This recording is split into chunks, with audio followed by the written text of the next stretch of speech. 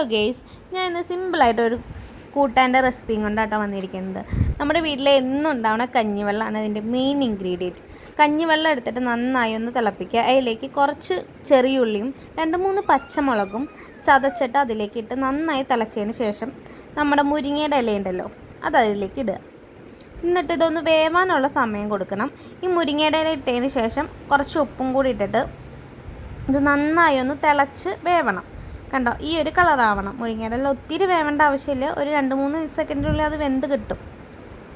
എന്നിട്ട് ഈ കളറായതിന് ശേഷമാണ് നമ്മുടെ ബാക്കി പണി കിടക്കുന്നത്. ഇത് വളരെ സിമ്പിളായിട്ടൊരു റെസിപ്പി കേട്ടോ.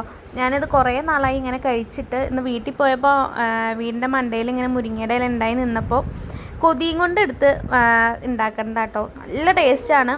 ഇതിലേക്ക് കുറച്ച് പച്ച വെളിച്ചെണ്ണയും കൂടി ഒഴിക്കുക. അപ്പോൾ ഇത്രേ ഉള്ളൂ നമ്മുടെ പരിപാടി. കറി ഈസ് ഓൾമോസ്റ്റ് റെഡി. ഓൾമോസ്റ്റ് നല്ല കറി റെഡിയാണ്. നമ്മുടെ സ്വത്ത് ഇത് അവിടെ പാത്ര സ്റ്റാൻഡിൽ എന്തൊക്കെയോ പിടിയും വലിയും കൂടുന്നുണ്ട്. കുറച്ച് ദിവസമായി നമ്മൾ വീഡിയോ ഇട്ടിട്ട്. എല്ലാവർക്കും സുഖമാണെന്ന് വിശ്വസിക്കുന്നു. അപ്പോൾ ഇനി തുടർന്ന് നമ്മുടെ വീഡിയോസൊക്കെ ഉണ്ടാവും. എല്ലാവരും പഴയതുപോലെ സപ്പോർട്ട് ചെയ്യുക. അപ്പോൾ ഇതാണ് നമ്മുടെ ഫൈനൽ ലുക്ക്. ഭയങ്കര ടേസ്റ്റാണ് കേട്ടോ. ഇതും നല്ല ചൂട് ചോറും ഉണക്കമീൻ വറുത്തതുണ്ടെങ്കിൽ വേറെ ഒന്നും നമുക്ക് വേണ്ട. ഞങ്ങളുടെ അത്താഴത്തിന് ഇതായിരുന്നു കേട്ടോ സ്പെഷ്യൽ. അപ്പോൾ നെക്സ്റ്റ് വീഡിയോ ആയിട്ട് വരാം. അതുവരെ ബൈ.